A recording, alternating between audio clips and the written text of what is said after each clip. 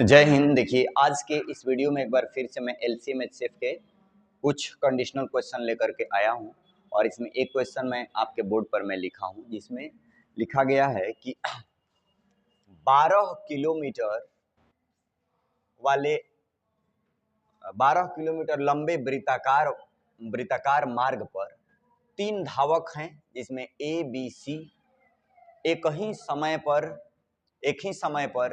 एक ही बिंदु से तथा एक ही दिशा में क्रमशः पहला धावक जो ए है 3 किलोमीटर प्रति घंटा के रफ्तार से जा रहा है, दूसरा धावक जो बी है वह 7 किलोमीटर प्रति घंटा के रफ्तार से जा रहा है और तीसरा धावक जो सी है वह 13 किलोमीटर प्रति घंटा की रफ्तार से जा रहा है। ठीक है, तो पूछा गया है कि कितने घंटे उपरांत वे एक साथ मिलेंगे।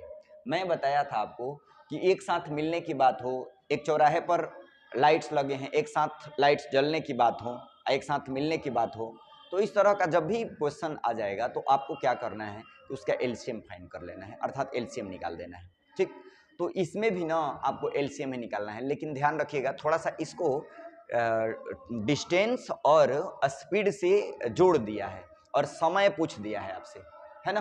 तो डिस्टेंस और स्पीड से जोड़ दिया है और समय आपसे पूछ दिया है, तो थोड़ा basic knowledge time and distance का आपको रखनी होगी। इसके बाद ये क्वेश्चन आपके लिए बहुत आसान हो जाएगा। तो देखिए यहाँ पर मैं क्या कर रहा हूँ, सबसे पहले यहाँ मैं आपको बताया भी हूँ कि देखिए भाई, यहाँ पर आपको मैं क्या बताया हूँ कि एलसीएम लेते हैं।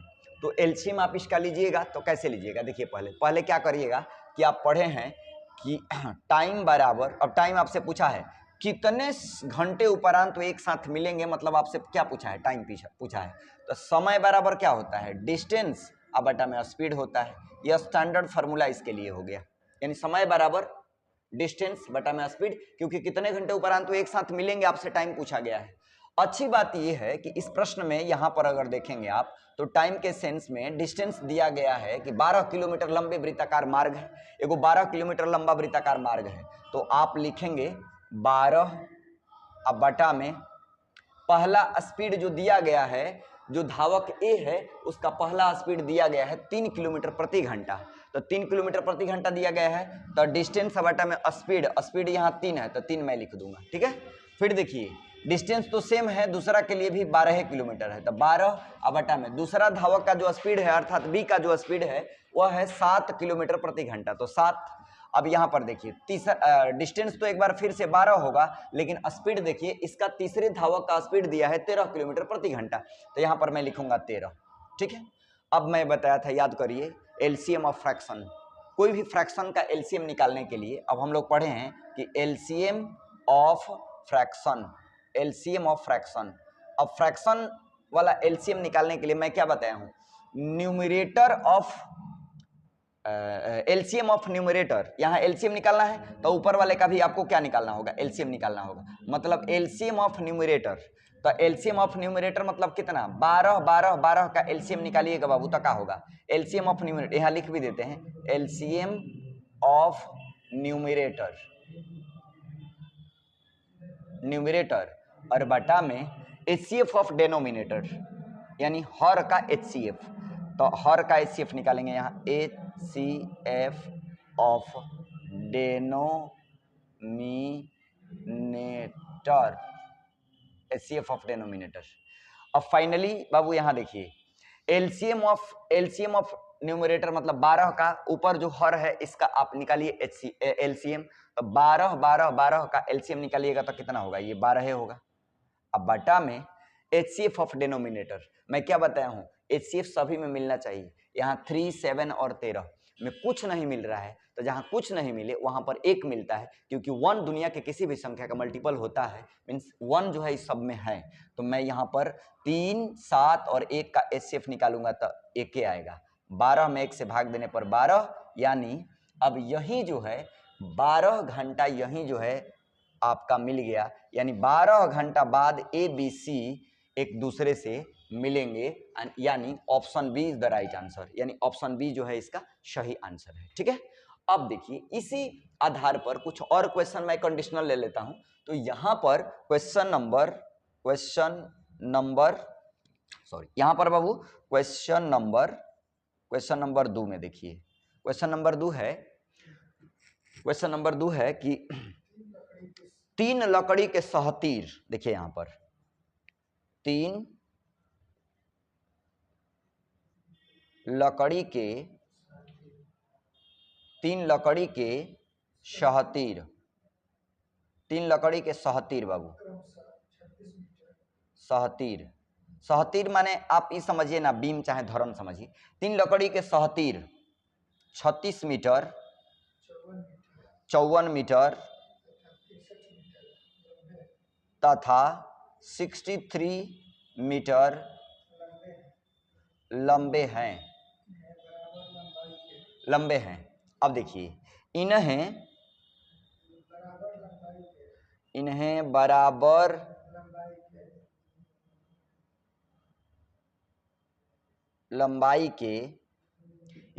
लंबाई के छोटे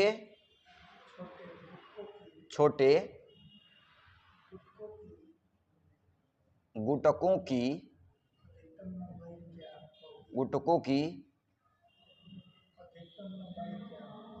अधिकतम लंबाई क्या होगी?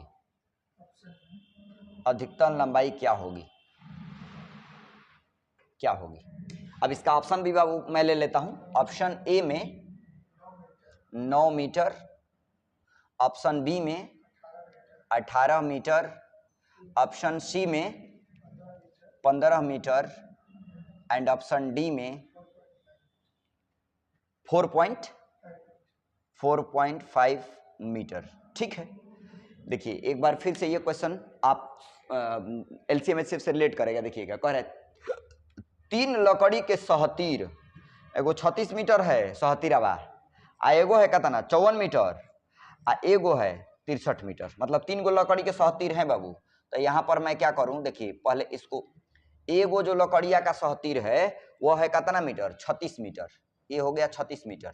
ये क्वेश्चन जो है दूसरा क्वेश्चन है, कह रहा है कि 3 लकड़ी के सहतीर 36 मीटर, 54 मीटर तथा 63 मीटर लंबे हैं। यानी 3 गो लकड़ी के सहतीर हैं, 36 मीटर का है एगो है 54 मीटर और एक है 63 मीटर लंबा है। ठीक है, इन्हें बराबर लंबाई के छोटे छोटे गुटकों की अधिकतम लंबाई क्या होगी? तो बराबर लंबाई के छोटे छोटे गुटकों की अधिकतम लंबाई क्या होगी, ये आपको फाइंड करना है। ठीक है, देखिए सबसे पहले आप क्वेश्चन समझ लीजिए। क्वेश्चन है कि 3 गो लकड़ी का सहतीर है, सहतीर माने आप ऐसा समझिए धरन है कि नहीं। एगो जो लकड़ी का सहतीरवा है, पहला वाला जो है लकड़ी का सहतीर बनाए हैं, ये है 36 मीटर का, तो यहाँ पर हम 36 मीटर लिख दिए।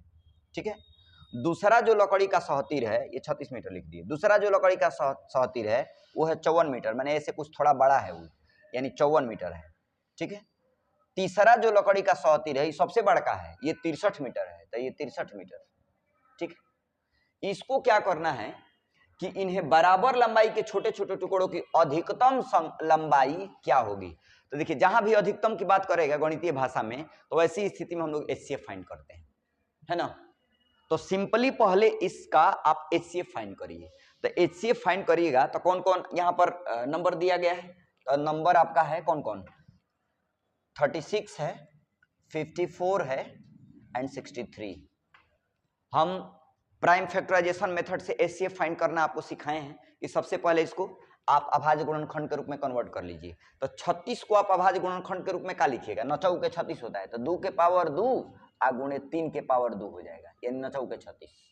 54 को क्या लिखिएगा, 54 को लिखिएगा, 54 को आप क्या लिखिएगा, 54 को लिखिएगा 27 दूनी 54 होता है, यानी 27 दूनी 54, तो 27 दूनी 54 तो 2 आ गुणे 3 के पावर 3 लिख दीजिए, यानी 27 दूनी 54। और 63 को क्या लिखेगा, 9 7 63 होता है, तो 9 को लिखिएगा 3 के पावर 2 आ गुणे 7। अब देखिए बाबू, अब इसका एचसीएफ फाइंड करिएगा। तो एचसीएफ में क्या मैं बताया हूं आपको कि एचसीएफ में ना मिनिमम पावर लेते हैं और कॉमन नंबर रहना चाहिए, है ना। तो ये देख रहे हैं आप, एक ही कॉमन नंबर इसमें दिखाई दे रहा है। देखिए 3 के पावर 2 इसमें भी है, 3 के पावर 2 इसमें भी है, और 3 के पावर 2 इसमें भी है, यही कॉमन बन सकता है। तो HCF इसका क्या होगा 3 के पावर 2, तो 3 के power 2 as the sense of 9, यानी 9 मीटर के अधिकतम लंबाई का इसको हम अधिकतम लंबाई के छोटे छोटे गुटकों में हम काट सकते हैं 9 मीटर के। अब इसका जवाब देखिए, अब 9 मीटर ऑप्शन में है, option A is the right answer, यानी ऑप्शन ए इसका आंसर हो गया। अगर इसी प्रश्न में मैं एक चीज बता देना चाहता हूं, इसी प्रश्न में अगर ये पूछ देता कि टोटल कितने गुटके बनते इसमें, टोटल कितने गुटके बनेंगे, तो देखो बाबू जो 36 मीटर वाला सहतीरवा है उसमें 4 गो गुटका बनेगा, काहे कि 36 में 9 से भाग दीजिएगा तो 4 गुटका इससे प्राप्त होगा, ठीक है। वहीं 54 मीटर वाला जो सहतीर है उसमें 9 से भाग दीजिएगा तो 9 छक्का 54, 6 गो जो है आपको गुटका इससे प्राप्त होगा, ठीक है। वहीं 63 मीटर वाला जो सहतीर है 9 से भाग दीजिएगा, 9 7 63, 7 गो इससे गुटका प्राप्त होगा। यानी इसलिए गुटकों की कुल संख्या, यानी गुटकों की कुल संख्या, अगर गुटकों की कुल संख्या पूछा जाएगा तो देखिए यहाँ पर 6 और 4 10 और 7 17, यानी टोटल जो है इसमें 17 गो गुटका बनेगा। ये नहीं पूछा गया था, मैं एक्स्ट्रा आपको बता दिया कि अगर पूछ देता गुटकों की कुल संख्या कितने है तो गुटकों की कुल संख्या कितना बनेगा, 17 बनेगा। जबकि ये पूछा था कि अधिकतम लंबाई के क्या होंगे गुटके, तो अधिकतम लंबाई के 9 मीटर के अधिकतम लंबाई के गुटके होंगे जो सब में कॉमन होगा, है ना। अब चलिए अब अगला क्वेश्चन की तरफ हम लोग चलते हैं, क्वेश्चन नंबर 3। इसी तर्ज पर कुछ और क्वेश्चन ले लेते हैं यहाँ पर। क्वेश्चन नंबर 3, क्वेश्चन नंबर 3 क्या है, क्वेश्चन नंबर 3 है करे 5 अंकों की वह छोटी से छोटी संख्या। अब यहां पर हम लिखेंगे 5 अंकों की वह छोटी से छोटी संख्या, वह छोटी से छोटी संख्या, वह छोटी से छोटी संख्या बताएं जिसे ध्यान दीजिएगा, जिसे 52 56 78 तथा 91 से भाग देने पर शेष कुछ न बचे, ठीक है। देखिए क्वेश्चन थोड़ा सा ध्यान से समझिए, देखिए कंडीशनल क्वेश्चन है, कह रहा है कि 5 अंकों की वह छोटी से छोटी संख्या बताएं। यानी पहली बात तो यह है कि इसमें 5 अंकों की वह छोटी से छोटी संख्या आपको बताना है, जिसे उस 5 अंक की छोटी से छोटी संख्या को अगर हम 52 से भाग दे दें, 56 से भाग दे दें, 78 से भाग दे दें और 91 से भाग दे दें तो शेष कुछ ना बचे, मतलब कुछ ना बचे माने 0 बचे, है ना।